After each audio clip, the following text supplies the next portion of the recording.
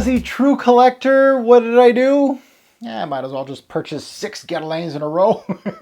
Blind bought 2, so I'm not too sure what I'm going to get out of all of these, but I do my research, so I really think that I got everything from spring and summer to fall and winter. And I can't wait to unbox all of these for all of you. So especially ones that love the House of Guerlain, keep it tuned in. Let's unbox these.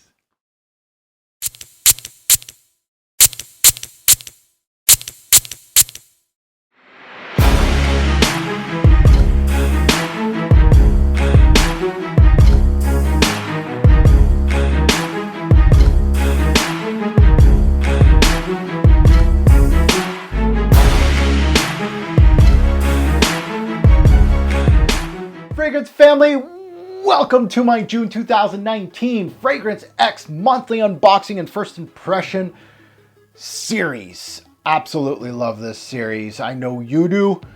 I love them even more. First and foremost, before I get into anything at all, I want to thank my partner in crime, FragranceX.com, for this haul. Such a great partnership. Please utilize my code, my channel name, Robes08. And you can put that as a coupon code on their site and you get the standard 15% off, but you help yours truly. So I certainly appreciate if you utilize that code for me. So let's take a look at what I got here. As you can see, there's some Aqua Allegorias, which I absolutely love. We got L'Instant de Guerlain, we got Habit Rouge series, and then we got something really special in the back end right here. So I can't wait to unbox all of these. Now, Guerlain is such a historic brand in our fragrance game. It's always fun to do something like this with that brand and just go into a lot of their different sections. This is a special haul. I really think, again, all blind bought, so I really don't know what to expect. I have some history with these lines, not so much this line, so I can't wait to really, this is the candy right here. I don't know what to expect really, but I'm excited about those two. But Aqua Allegoria, we all know how much I absolutely love these, and there's a story for each one. But Guerlain's a brand, and I'll be quite honest, I own probably 24, maybe 3 dozen Guerlain fragrances, but I'm still a rookie to the brand. They have so much history. I want to delve more into their women's aisle, to be quite honest, because most of the history is over there, but not to poo-poo on the men's aisle too. They do have quite a bit of history there, of course on both sides, but I'm really excited to really delve into all of these and see what they give me. So we're gonna run them through right here. As always with unboxing videos, they may run a little long. I'll give you a little bit of a backstory of each particular fragrance. There's always some sort of story with me in regards to when I purchase something. I'm a true frag head. I just don't blind buy the newest stuff. This is just me picking and choosing what I want from the brand, and they may be really old, they may be super new, they might be right in the middle, they may have hype and they may not. A lot of these, I'll be honest, a lot of these really didn't get any hype. A lot of these don't really have videos on them, so I can't wait to delve into them. First and foremost, I want to give a shout out to You Smells Good, Eugene, a fellow Canadian. I've been binge watching his channel quite a bit, and he absolutely loves this house. And this video is dedicated to you, Eugene, because your love for this house was a little contagious to me, and I said, F it, I'm going full Guerlain on this one. So let's get it started before I bore you guys to death. So we'll go through the trough here. So first and foremost, Habit Rouge. This is Habit Rouge, low, very, very cheap on FragranceX. The whole Habit Rouge lineup is super cheap. This is low. I have hardly any history with the lineup of Habit Rouge. The only one I actually own in my collection is this one right here. Very rare, a limited edition EDP version of Habit Rouge. This is the Beau Cavalier EDP version. A very nice fragrance. Absolutely love. I don't own the Eau de Toilette. Yes, sue me right now. I should have got the EDT instead of this one, but I wanted to try this one. So my history with this iconic line in the men's aisle is very limited. I only own the EDP, Beau Cavalier. I do need to get the Eau de Toilette. It is on my buy list. But again, they're relatively cheap. Habit Rouge as a lineup, a lot of them are. So I think I got this one for 30 bucks Canadian on FragranceX, which is bargain bin pricing from a brand like this. I believe this is the 2010 or no 2011 release from the house, so it's a fairly newer release, and I believe it's with the name Low. I'm assuming it's a fresher take on the original. So probably emphasizing on it even says here a citrus note up top. So let's get to unboxing this thing. Let's get to it. And already I'm having problems with it. On y va, come on. J'ai pas le temps là, on y va. Okay, so Habit Rouge Low. This is a smaller bottle. This is super tiny in my hand. Habit Rouge Low. It has that classic look to the bottle. Very nicely done. I like the red, even though it's plastic here. So let's get into it. I got my trusty pieces of paper. Again, these unboxing videos are just a initial thought from me on a piece of paper. I might not get much out of it, or I might get a lot. You never know. You could be surprised on my channel. You never know what I'll get up top with these sticks here. So yeah, yeah, this is very it reminisces a lot from my Beau Cavalier here. You could tell it's an Habit Rouge fragrance, very much emphasizing on some citruses up top, some orange facets that I'm getting from the citrus here. It does have a white vanilla quality. I believe Habit Rouge is built on the vanillic note of Guerlain that they utilize in Shalimar, among others, in Habit Rouge too. But it has a nutty feel that I wasn't really expecting here. I don't think there's anything nutty in this particular fragrance, but I think Habit Rouge is built upon vanilla, some citruses. I'm trying to remember again. And I think there was rose in the original, and there was some florals, and I feel a little bit of florals here, but a lot about that citric quality and that vanillic quality in this one. Very nice. I really think that this is going to be geared towards right now the spring office wear scent. I really think this is going to be one of those I throw it on and it really isn't going to be like a huge standout, but it's very solid, as Guerlain would. Very well done, very well composed as I'd come to expect, and it really pulls a lot from this EDP. As far as quality wise, it really didn't surprise me, and it pulls a lot from it. So a good purchase, and I can't wait to put it on skin. It's going to be obviously maybe a different story on skin, maybe the same story, but usually on skin you get a lot more from a fragrance. So citrusy, vanillic, a little bit of florals here, a little bit of a nutty quality, which is maybe my nose is playing tricks on me, but it has a little bit of that.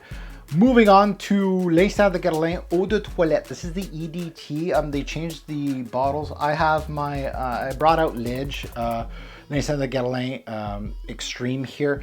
I got the old school bottle. Again, L'Instant de Guerlain Pour Homme, sorry. There's an L'Instant for women too. So this is the Eau de Toilette, and again, I'm very familiar, again with Habit Rouge, same thing here. I'm very familiar with Lidge, but that's it from the L'Instant series. I haven't smelt any of the feminines. I haven't smelt anything else. There's a couple flankers of, I think there's like a summer edition that I really wanted to get my nose on, but super hard to find. You got to go on eBay for that. So it's that kind of series that I don't have much. My expectations is it's going to pull, Lidge is built, the extreme version is built a lot on the patchouli and the cocoa.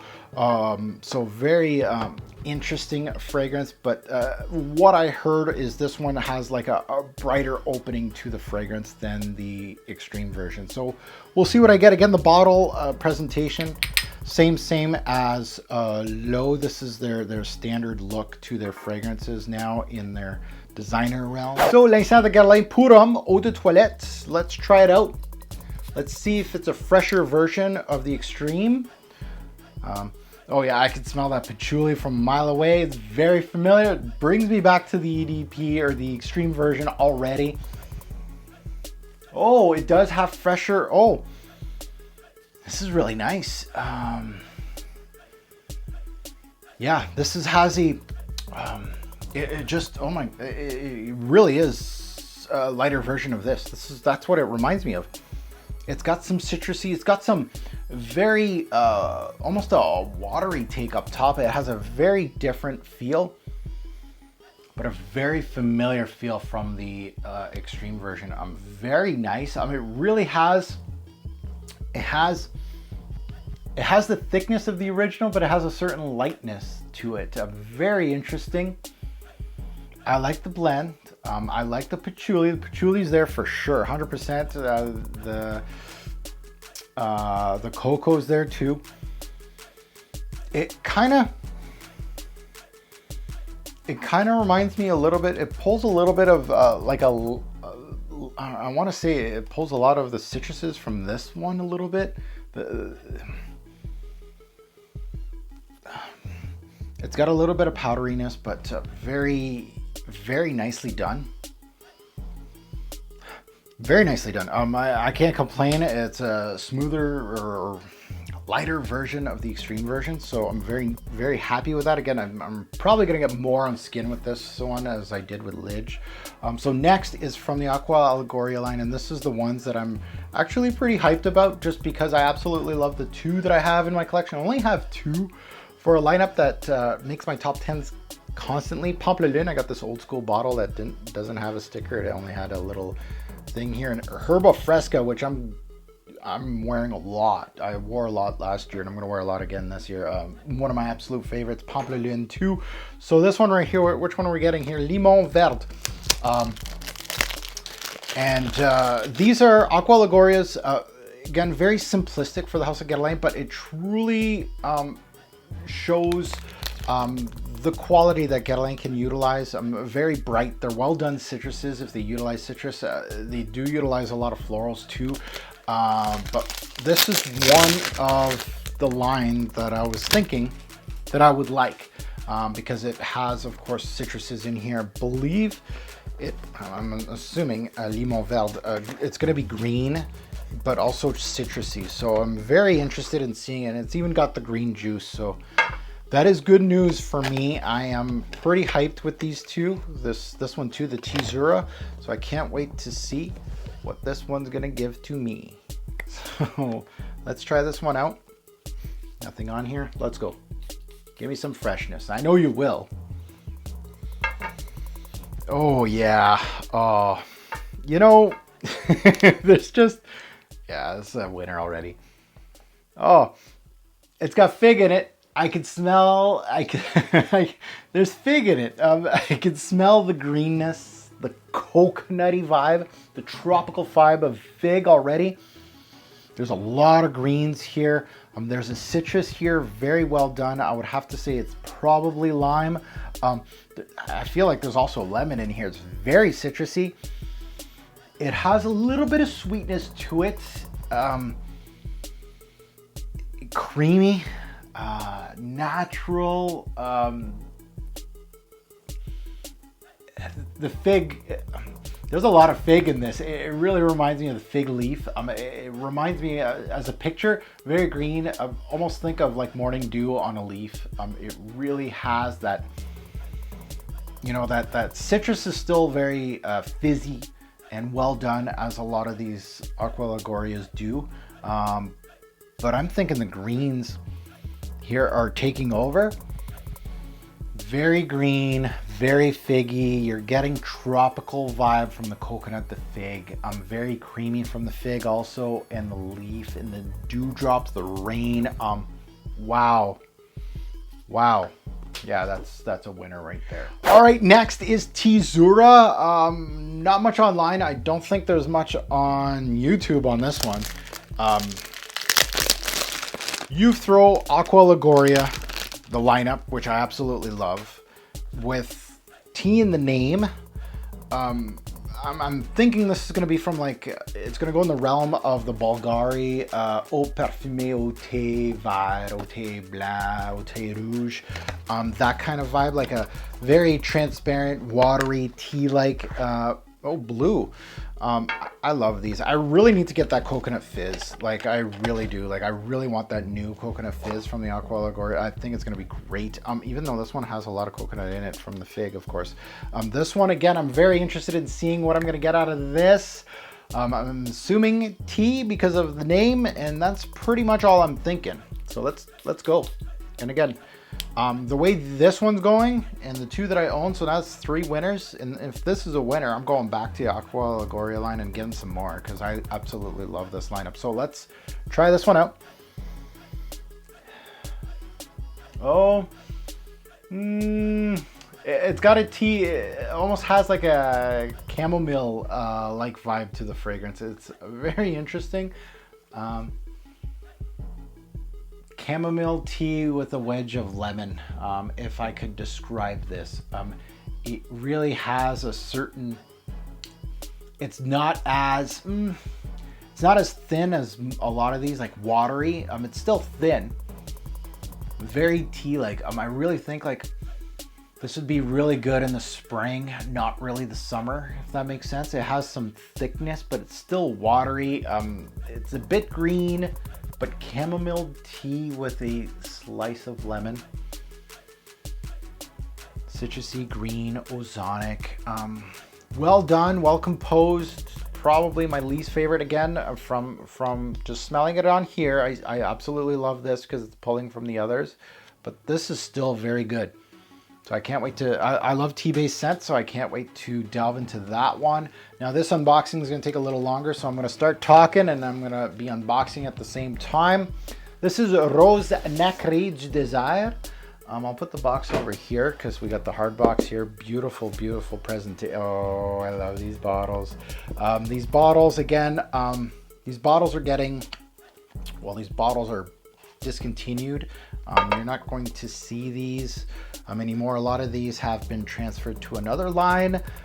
So that is why I wanted to get this as soon as possible. So this is Rose Nacree, and I'm trying to I remember there used to be writing here, so I think this is, again, the Guerlain fanatics will let me know if this is reformulated or not. There used to be like Arabic writing here in the Rose Nacree, the name of the fragrance here. I got it up front right here, which is fine. These bottles are absolutely beautiful. It reminds me of the bottles of L'Art et la Matière from Guerlain, and that's why I wanted these. So Rose Nacree is, from what I got and from what I've seen in fragrance reviews from Eugene, I believe, this is Guerlain's take of a rose oud combo. I don't know if there's saffron in here, but the typical rose oud feeling. So I was kind of scared of it because of the name Rose. I was just like, I don't know about this one, but we'll see. So let's smell it. Oh, that's a nice rose. Yeah, there's saffron in here.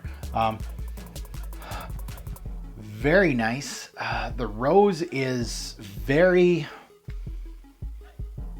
well done. Wow, the rose is up front and center to me. There's a little bit of dustiness. I know a lot of people say that this is not a jammy rose. This is not a dewy or powdery rose. This really is a beautiful rose. It has a balsamic quality to the fragrance. Again, that could be the oud quality in here, but there's definitely some sort of balsamic resinous feel to the fragrance a little bit. And there's some dirtiness, some obviously some dustiness, which it could be like a patchouli or something like that, but very well done. Rose centric on this piece of paper. Obviously a little bit of bite of saffron. I'll put my name on that. There's saffron in this fragrance. There has to be, because there's that little bit of kick. Initial thoughts: well composed, well done. There's again a lot of this. This genre is very crowded. I'm very happy to have it. I can't wait to put it on my skin to get more out of it. But there's a lot of these really great rose-based scents out there. I don't think this is one of the best in the game. It's up there, and it does give you a lot more than rose. I really like it. This is going to be probably, I'll be honest, this is probably going to be a grower on me. Once I'm really focused on this fragrance and I get into the fragrance review of this one and take my time with it, I think this is going to be a winner for me. It really kind of reminds me of Agar Wood from James Healy a little bit. The rose is better done in this than Agar Wood. Agar Wood, James Healy's more of a jammy rose. This one very more authentic. Well done though. Yeah, I can't wait to delve into that one. And of course, the pièce de résistance here, Songe, is staring at me. Let's open her up. All right, now on to Songe d'un Bois d'été. This is now known as Bois Mystérieux. It has been rebranded. New bottle. I love these bottles. Again, that's just me. I love the L'Art et la Matière bottles. So these bottles really are absolutely beautiful. I rather have these than the ones that this one is in now. Absolutely gorgeous presentation for me, and that's a personal choice, and that's why I really wanted to get these. This one is supposed to be the one, honestly, that is more up my alley or more up my taste. I really wanted to get Incense, the incense one, but I hear there's not that much incense in it, so I'm like, I'd rather go with this and the Rose, because the Rose is getting axed from what I hear. So Songe, again, this is a very, I'm trying to remember, it's a very dark fragrance. A lot of people are like, I think animalic, they get turned off with this type of fragrance. It's not, a lot of things being said, thrown around is saying this is not a Guerlain. It doesn't remind them of the brand. And those are all the right words for me. I really want something dirty and crazy. I think this is compared to Leather Oud from Teazzurra, which I absolutely love. A lot of you out there hate. So if it smells like that, I'm happy. So let's try it out. I can't smell it yet in the air. Surprising. So it can't be that strong. Whoa! Oh, it's definitely not Leather Oud from Teazzurra. That is not animalic. Come on! Grow some chest hair. Oh! It feels like there's cumin in here, a little bit. Oh, okay. There's definitely leather in here. The leather's beautiful. It's a little robust. That's the way I like it. There's some spice here. There's some heavy spice with the leather. Very nicely balanced. Pairs very well. Dark. Interesting. Oh, okay. Wait. Okay, I can see the Teazzurra Leather Oud kind of. Which is a good thing. I really like that. Very balsamic, very leathery, dark. This is really nice. Yeah.